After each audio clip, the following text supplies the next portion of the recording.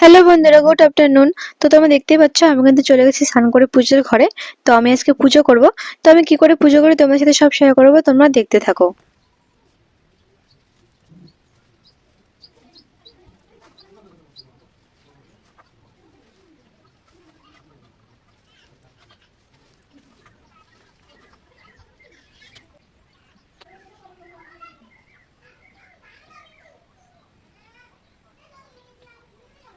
তো দেখো আমার পুজো কিন্তু অনেকটা কমপ্লিট হয়ে এসেছে।